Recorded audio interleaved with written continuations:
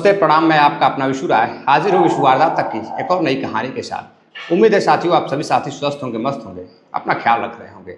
साथियों कहानी शुरू करें उससे पहले एक छोटी सी अपील कि जितने भी साथी चैनल पर नए आए हैं जुड़िए विश्व वारदात तक के इस छोटे से परिवार से, अपना प्यार दीजिए, अपना सपोर्ट दीजिए, चैनल को सब्सक्राइब करिए।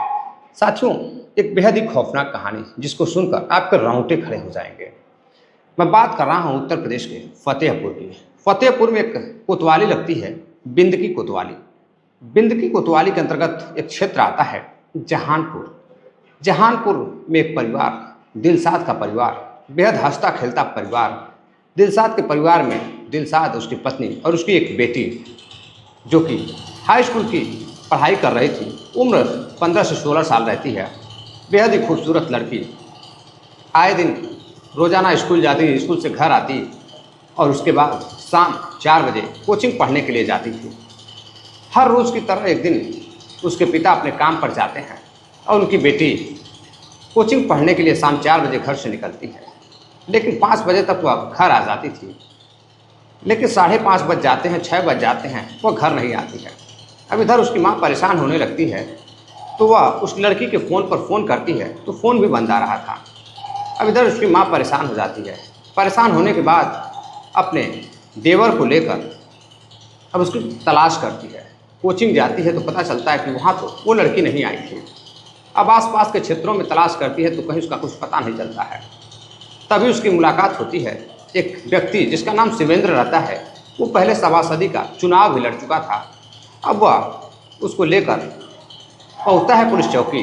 पुलिस चौकी पहुँचने के बाद पुलिस स्टेशन में एक लिखित शिकायत पत्र देता है और ख़ुद अपने हाथों से लिखता है और लड़की के माँ यानी कि दिलसाद की बीवी से वह हस्ताक्षर वगैरह कराता है कि उसकी लड़की लापता है। पुलिस जांच पड़ताल में तुरंत ही जुट जाती है। अब उत्तर प्रदेश की पुलिस जांच पड़ताल के सबसे प्रथम दृष्टया वह उसके कॉल डिटेल्स को खंगालती है। कॉल डिटेल्स को खंगालती है तो पता चलता है कि आखिरी बार कॉल लड़की ने कोचिंग जाने से पहले जो शिवेंद्र व्यक्ति था जिसने लिखित शिकायत उसकी माँ के साथ दी थी, जो खोजबीन कर रहा था, उसी को की थी।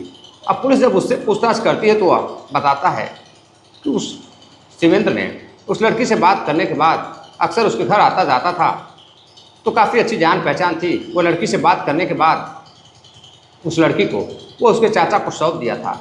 और जब उसके चाचा से पूछताछ होती है तो उसका चाचा कहता कि मैं तो शाम 5 बजे से अपनी भाभी के साथ उसकी तलाश कर रहा हूँ, मुझे क्या पता वो कहाँ है।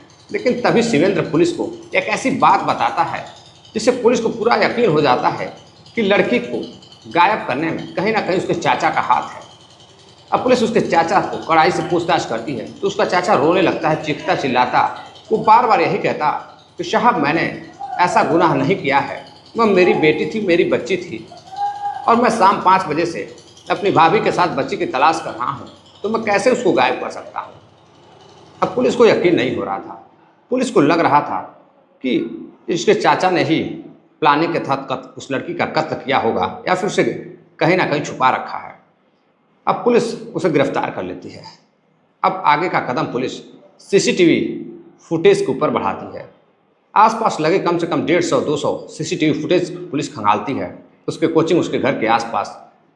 तभी पता चलता कि करीब 5 बजे लड़की की कोचिंग के आसपास उसका चाचा घूमता हुआ दिखाई दे रहा है।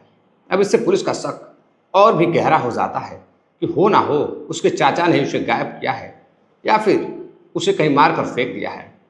अब इधर पुलिस उसके चाचा से बार बार पूछताछ कर रही थी। उधर शिवेंद्र जाता है और बताता है कि एक काम करिए कि आप इस कत्ल को, इस जुर्म को कबूल कर लीजिए, वरना पुलिस आपको गिरफ्तार कर लेगी। मैं आपको पूरी बचाने की कोशिश करूंगा। वह दबाव बनाने लगता है उसके चाचा पर कि वो अपना जुर्म कबूल कर ले और जेल चला जाए। लेकिन उसका चाचा बार बार यही कह रहा था कि मैंने कत्ल नहीं किया है। अब पुलिस बड़ी हैरान थी कि आखिर क्या किया जाए कि उसके चाचा, जो लड़की का चाचा है, मात्र 16 वर्षीय लड़की, हाई स्कूल की छात्रा, नाबालिग लड़की, अब वो है कहाँ। कई सवाल थे, लोग हैरान परेशान थे। माँ का रो रो कर बुरा हाल था। उधर उसका पिता को पता चलता तो पिता भी गाड़ी पकड़ता है घर के लिए। लेकिन इधर पुलिस जांच पड़ताल करने लगती है। सीसीटीवी फुटेज में शक दोनों व्यक्तियों पर था। शिवेंद्र पर, जो नेताजी के नाम से भी प्रचलित था, युवा नेता और उसके चाचा पर। पुलिस दोनों पे नज़रें बनाए हुए थी, लेकिन पूरा शक जो है उसके चाचा पर था, क्योंकि जो सबूत थे उसके चाचा के खिलाफ थे। सीसीटीवी फुटेज में कोचिंग के आसपास उसका चाचा घूम रहा है, और कॉल डिटेल्स के अनुसार जो शिवेंद्र की मोबाइल की लोकेशन थी वो उसके घर पर थी, यानी कि वो घर पर ही था। लेकिन इसी दौरान पुलिस जब सीसीटीवी फुटेज तलाश कर रही थी, तभी एक जगह पेट्रोल पंप पर वह पेट्रोल लेते हुए एक कार में, और फिर कुछ देर बाद रात करीब 8 बजे के आसपास ही वह हाथ मुंह धोता हुआ दिखाई दे रहा है। और जब 5 बजे के आसपास के सीसीटीवी फुटेज कई खंगाली जाती है तो कई जगह वह आते जाते भी कार से दिखाई दे रहा है। अब पुलिस उसे गिरफ्तार करती है, और गिरफ्तार कर जब पूछताछ करती है तो वह टूट जाता है। और टूट जाता है तो एक ऐसी हकीकत बताता है जिसको सुनकर सभी शर्मसार हो जाते। किसी को यकीन नहीं होता कि एक पढ़ा लिखा व्यक्ति इस तरह की भी घटना को अंजाम दे सकता है। साथियों, शिवेंद्र जो रहता है उसका नाम शिब्बू भी रहता है, शिब्बू रैदास। शिब्बू रैदास आज से कुछ साल पहले सभासदी का चुनाव भी लड़ा था, पूर्व प्रत्याशी भी था, वह हार चुका था। लेकिन इसके बाद अब उसका नाम नेताजी के नाम से प्रचलित हो जाता है। लोग उसे नेताजी भी कहते, कुछ लोग शिब्बू सभासद भी कहते, कुछ भी कहते। लेकिन अब इसी दौरान वो अक्सर कर आते जाते करीब कई साल पहलों से दिलशाद के घर आता जाता था। दिलशाद से काफ़ी अच्छी उसकी जान पहचान थी। आते जाते वह घर में उसकी पत्नी से भी बातचीत करता था, और बातचीत करते करते वह उसकी पत्नी से काफ़ी नज़दीकियाँ थी, काफ़ी दोस्ती हो जाती है। और दोस्ती अब धीरे धीरे आगे बढ़ती है। तो पिछले 9 महीने पहले वह वीडियो कॉल पर जब बात करता उसकी पत्नी से, तो अक्सर कर उसकी बेटी से भी बातचीत करता था। उसकी बेटी भी 16 वर्षीय काफ़ी खुश होती थी शिवेंद्र से बातचीत करके। अब बातचीत करते करते 9 महीने पहले वह उस लड़की से बातचीत करने लगता है। बातचीत करते करते अब उसके साथ आना जाना, कार लेकर आता था, कार में उसे बैठाता था और लेकर घूमने के लिए जाता था। और इधर उसकी माँ उससे कभी नहीं बोलती थी। अब आते जाते घर में उसके माँ के साथ भी समय व्यतीत करता था, और फिर माँ से जब बात करता था तो वह वीडियो कॉल पर पूछता था कि उसकी लड़की कहाँ है, उससे भी बात करना है। अब उससे बातचीत करते करते उसकी लड़की से भी प्यार कर बैठता है। और उधर वो जो लड़की रहती है 16 वर्षीय लड़की, वह भी शिवेंद्र को दिल दे बैठती है। अब उसे शिवेंद्र अपने प्रेम जाल में फंसा लेता है। अब प्रेम जाल में फंसाने के बाद अब लड़की से तरह तरह की बातें करता, घूमने के लिए कार में इधर उधर लेकर जाता। अब धीरे धीरे साथियों समय बीतता गया। अब इधर लड़की उसे बेहद चाहने लगती है। अब चाहत इस कदर बढ़ जाती है, लड़की इतनी बेकरार हो जाती है शिवेंद्र की चाहत में कि वो उसके साथ घूमने लगती। और घूमने के बाद एक दिन शिवेंद्र उसको कार में लेकर जाता है और एक सुनसान जगह पर ले जाकर उसके साथ संबंध बनाता है। और संबंध बनाने के बाद अब लड़की और शिवेंद्र अब अक्सर कर चोरी चोरी मिलते, फ़ोन पर माँ के सामने ही बातें भी करती, माँ बात भी कराती। और फिर कुछ दिन बाद फिर वो उसे बुलाता है और लेकर एक कमरे पर जाता है। कमरे पर जाने के बाद फिर से लड़की के साथ संबंध बनाता है, और उसके घर भी जाकर बातचीत किया करता था। उसकी माँ के ना रहने पर भी शिवेंद्र लड़की को जब फ़ोन करता था तो लड़की मिलने के लिए बुलाती थी और लड़की से बातचीत करता था। एक दिन धीरे धीरे कई महीने बीत जाते हैं तो लड़की को कुछ शक होता है। लड़की अपने प्रेमी को बताती है शिवेंद्र को कि वह प्रेग्नेंट हो गई है।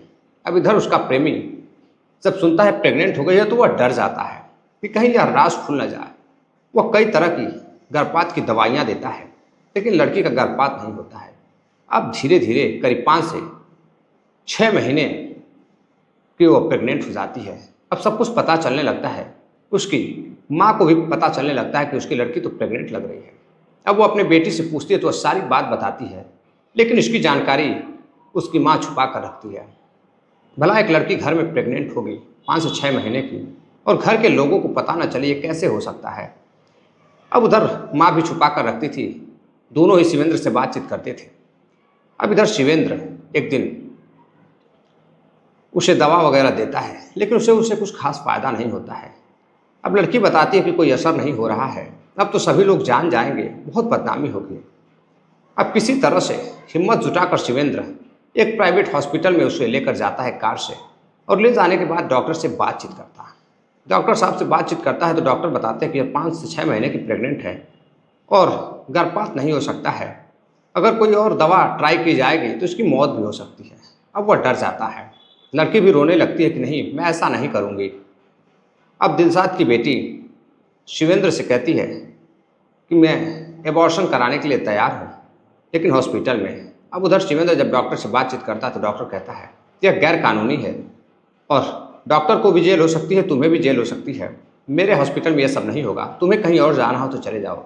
अब उस लड़की को लेकर वह कई दिनों तक इधर उधर हर रोज़ घूमता। कोचिंग लड़की जाती तो कोचिंग के बहाने वो अपने कार में बैठाता और शाम 4 बजे से 5 बजे 6 बजे तक लेकर इधर उधर हॉस्पिटलों में घूमता। वह जुगाड़ लगाता हर हॉस्पिटल में कि कहीं कुछ पैसा वगैरह दे के उसका एबॉर्शन वगैरह करा दिया जाए ताकि उसकी इज्जत बच सके। अब जब ऐसा नहीं होता है तो फिर एक प्लान बनाता है। प्लान के तहत वो अपना फ़ोन घर पर रखता है।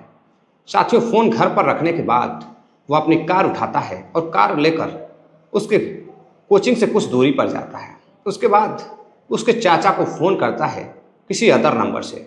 उसके चाचा को फ़ोन कर कहता है कि आप कोचिंग के पास आ जाइए, मुझे आपसे काम है। चाचा थोड़ा पढ़ा लिखा कम रहता है, थोड़ा दिमाग का हल्का रहता है, गंवार टाइप का आदमी था बेचारा, वो कुछ समझ नहीं पाता है, भोला भाला इंसान। अब दिलशाद का भाई, सगा भाई, वहाँ कोचिंग के पास जाता है, कुछ देर घूमता है तो कहीं कुछ दिखाई नहीं देता है। अब जिस तरह से वह प्लान सेट करता है उस तरह सीसीटीवी फुटेज में हर जगह कोचिंग के आसपास वह दिखाई दे रहा था उसका चाचा। अब उसका चाचा वहाँ से कुछ देर बाद जब फ़ोन करता तो कोई फ़ोन नहीं रिसीव करता है, तो फिर वह शिवेंद्र को फ़ोन करता है और शिवेंद्र उसको कहता है कि एक काम करो, तुम अपने घर चले जाओ। अब वह घर जाता है, कुछ देर हो जाती है लेकिन लड़की घर नहीं पहुँचती है। अब इस प्लान के तहत शिवेंद्र उस लड़की को कार में बैठाता है। एक जगह लगती है जहानाबाद, जहानाबाद बाईपास पर वो उस लड़की को बैठाता है कार में और लेकर आसपास के गलियों में, कॉलोनी में वो घूमता हुआ दिखाई दे रहा था। दरअसल साथियों, शिवेंद्र अंधेरा होने का इंतजार कर रहा था। वह कार से अपने उस लड़की को बैठाकर प्यारी प्यारी बातें कर रहा था और उसे लेकर इधर उधर घूम रहा था। अब लड़की कहती है उसे प्यास लगी है, उसे पानी पीना है। तभी शिवेंद्र कहता है कि मैं कोल्ड ड्रिंक लेके आता हूँ, तुम कोल्ड ड्रिंक पी लो। अब लड़की बेहद खुश होती है और कि चलो कोल्ड ड्रिंक मिलेगा पीने को। और इधर शिवेंद्र जाता है एक शॉप से कोल्ड ड्रिंक खरीदता है, जहाँ पर वह कोल्ड ड्रिंक खरीदते हुए भी उसकी सीसीटीवी फुटेज आती है। करीब 6 बजे वह कोल्ड ड्रिंक लेता है। कोल्ड ड्रिंक लेने के बाद अब उसमें नशीली गोलियां डालता है जिससे लड़की नशे में हो जाए, वो बेहोशी की हालत में हो जाए। अब वह लड़की को पिला देता है। लड़की को थोड़ा आराम मिलता है लेकिन कुछ ही देर बाद वो बेहोश हो जाती है। अब जब लड़की बेहोश हो जाती है तो उसे लेकर वह जहानाबाद बाईपास के पास जाता है करीब 7:30 बजे। वहाँ ले जाने के बाद सुनसान जगह पर बाईपास के पास नीचे उतार कर गाड़ी से और फिर ईंट पत्थरों से उसकी कूच करके हत्या कर देता है और उसकी लाश को पेड़ के नीचे, बाईपास के नीचे फेंक देता है। उसके बाद वहाँ से जाकर एक पेट्रोल पंप पर हाथ पैर धोता हुआ दिखाई देता है, शायद कुछ फूट के छींटे वगैरह लगे हों। धुलने के बाद वह कार को लेकर अपने घर जाता है। जैसे ही घर जाता है दिलशाद की पत्नी उसे फ़ोन करती है और बताती है कि उसकी बेटी कहीं लापता है, कुछ पता नहीं चल रहा है। अब उधर वह दिलशाद की पत्नी को लेकर, उसके चाचा को लेकर थाने पहुंचता है। पुलिस स्टेशन पहुंचने के बाद शिकायत दर्ज कराता है लेकिन किसी को कुछ भी पता नहीं था। सारे जो सबूत थे उसके चाचा के खिलाफ थे। लेकिन जब पुलिस को पता चलता है सारी हकीकत तो इधर शिवेंद्र फंस जाता है और अपना जुर्म कबूल कर लेता है और सारी हकीकत पुलिस को बयां करता है। लेकिन उसमें चाचा भी फंसता हुआ दिखाई दे रहा था। लेकिन सीसीटीवी फुटेज को छोड़ दिया जाए तो करीब 5 बजे से वह उसके साथ ही था और 8 बजे वह 7:30 बजे मर्डर होता है। इसलिए उसके चाचा जो है बाल बाल बच जाते हैं। अब सारे सबूत शिवेंद्र के खिलाफ हो जाते हैं और शिवेंद्र को पुलिस गिरफ्तार करती है साथियों और जेल भेज देती है। साथियों, इस कहानी को सुनाने का उद्देश्य किसी को हैरान परेशान करना नहीं था, बल्कि आप सभी साथियों को जागरूक करना था। कहते हैं कि जितना भी कत्ल आज के समय में हो रहा है, लगभग 96% लोग अपने ही होते हैं, अपने ही जानकार होते हैं, जो बहन बेटियों के साथ इस तरह की घटना को अंजाम देते हैं, जो कि सामाजिक मर्यादाओं को खत्म कर देता है, नैतिकताओं को तोड़ देता है, बेहद ही शर्मसार कर देता है। और ऐसे ऐसे दरिंदे, ऐसे ऐसे हवान हमारे समाज में पड़े हुए हैं जो घरों में घुसते हैं, दोस्ती करते हैं और दोस्ती करने के बाद बहन बेटियों के साथ इस तरह का खिलवाड़ करते हैं। तो साथियों ज़रूरत है सावधान रहने की, ऐसे दरिंदों को पहचानने की, और ऐसे दरिंदों को, ऐसे लोगों को घर का जो चौखट होता है उससे बाहर ही रखना चाहिए। हो सके तो बाहरी लोगों को घर में, जहाँ बहन बेटी बड़ी हैं, वहाँ प्रवेश ही नहीं देना चाहिए। घर के बाहर बैठाओ, क्योंकि समय खराब चल रहा है, किसी का कुछ भरोसा नहीं है। तो साथियों फिलहाल ये थी आज की कहानी। अपना ख्याल रखिएगा। कहानी कैसी लगी कमेंट बॉक्स में ज़रूर अपनी राय दीजिएगा। उस शिवेंद्र को, उस सामाजिक कार्यकर्ता को जो असामाजिक बन चुका था, उसे क्या सज़ा मिलनी चाहिए एक बेटी के साथ इस तरह की हरकत करने की वजह से, जिसने अपने ही इज्जत सम्मान के लिए एक बेटी के साथ रेप करता है, उसके बाद उसका कत्ल कर देता है। ऐसे दरिंदों को क्या सज़ा देनी चाहिए? तो साथियों कमेंट कर ज़रूर बताइएगा, अपना प्यार दीजिएगा, वीडियो को लाइक करिएगा, शेयर करिएगा। मिलते हैं एक और नई कहानी के साथ, तब तक के लिए अपना ख्याल रखिएगा। जय हिंद, नमस्कार।